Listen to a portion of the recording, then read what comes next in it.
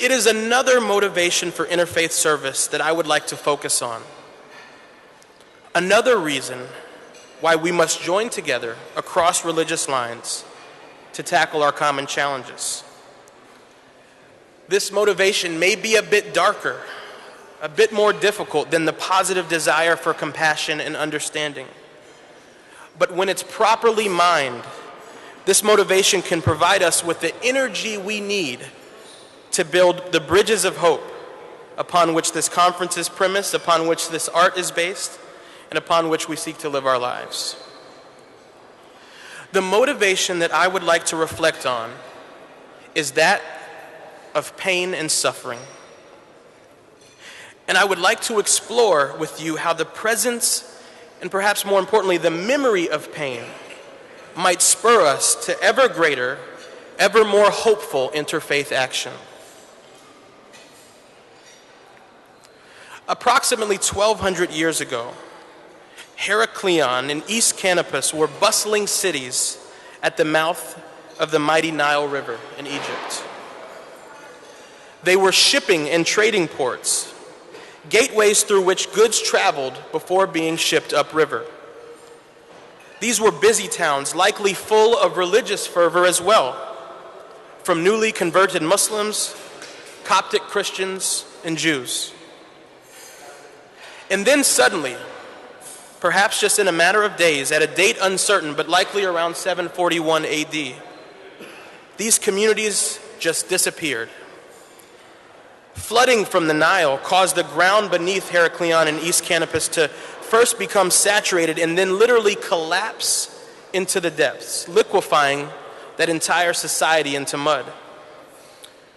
According to National Geographic, scientists are still finding artifacts at the seafloor, reminders of the men and women, boys and girls, communities and religious societies that were lost in just a matter of hours, swept away by that devastating flood.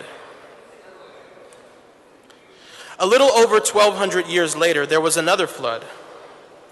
In this instance, by the time the clock struck 10 a.m. on Sunday morning, August the 25th, 2005, a storm that brewed and began over the southeastern Bahamas had reached the Gulf Coast of the United States and the city of New Orleans with mind-boggling intensity. Sustained winds of 280 kilometers per hour. Rain pounding the wards of New Orleans at a rate of about an inch per hour. Frightened residents moved to the top floors of their houses, for those lucky enough to have top floors. Others climbed atop beds and dressers, seeking to stay above the encroaching waters. 20,000 people sought refuge in the Superdome. That's a major, although at that time unfit, coliseum in the central city of New Orleans. And they all prayed for the rain to stop. But unfortunately, it never stopped. Before the water had receded, Hurricane Katrina had destroyed thousands of homes, schools, and neighborhoods, and cost 1,836 citizens their lives. Many of them were among the poorest in society, those who did not have the means to escape. Heraklion, New Orleans, Coptics, Muslims, and Jews in the 8th century Egypt. Today's Louisiana with a significant Roman Catholic population. Worlds apart, and yet when we look across history, we see that they are tied together by shared memories of water, loss, and death. There are other examples. I literally shudder to think of Kristallnacht, that horrible night in November of 1938, foreshadowing even greater horrors to come, when Jewish homes and shops and villages across Germany and Austria were destroyed, and Torah scrolls and other sacred Judaica were thrown down in the streets by Nazis as if they were mere debris. And while there can be no equivalency to the terrors of the Holocaust in those dark days and nights that preceded it, I believe our Jewish brothers and sisters might share some common memories with Irish Catholics in Philadelphia in 1844, who saw their schools and churches burned to the ground as a result of anti-Catholic sentiment stoked during the Philadelphia nativist riots. Shared suffering, shared memories. And what of the shared pain of procession? It seems to me that before some of the darkest hours across all of our faiths, there is a queue, a march, a procession. The walk of Native Americans down the Trail of Tears, for example, where hundreds, if not thousands, of men, women, and children died far from their ancestral homes in my country.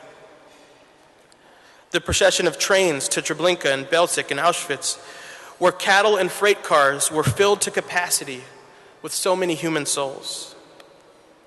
The marches of black Christians like Martin Luther King, John Lewis, and others across the Edmund Pettus Bridge in Selma, Alabama, enduring the bites of vicious dogs and the blows of red bricks upon the sides of their heads.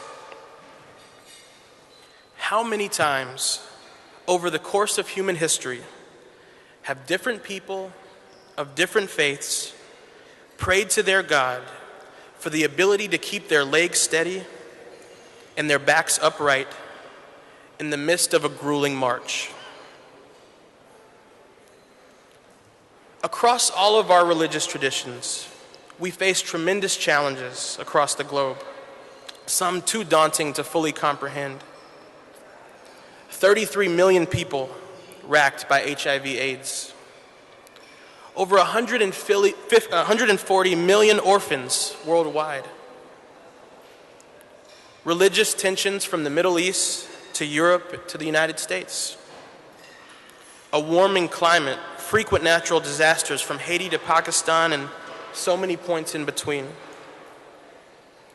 If we are to tackle these challenges, we must somehow find a way to put aside religious difference and work together. And in that process, perhaps it is a useful principle to consider not only the coming joys of our collaboration, but also our prior individual sufferings that tie us together as well. Perhaps in those sufferings we can see the face of someone who has similarly endured and join with that person to ease the pain of others. This is happening across the globe already, and governments have a role in bringing together people of faiths to address their common challenges. I'm pleased that the United States government is starting an intentional effort to encourage faith-based partnerships for the common good. In fact, my office, along with the White House National Security Council, recently started a historic effort, the Interagency Working Group on Religion and Global Affairs. In this effort, we're seeking to identify ways in which governments' partnerships with faith-based actors successfully alleviate pain and suffering across the globe so that we can build on those models in the future. Our first task was to take a step back and look at what's already going on across government in terms of our interaction with religious leaders around the globe. We asked each government agency to do a thorough mapping of their work, and we received back hundreds of pages of reports from 138 embassies around the world and 12 federal agencies. We found a lot of good work already taking place.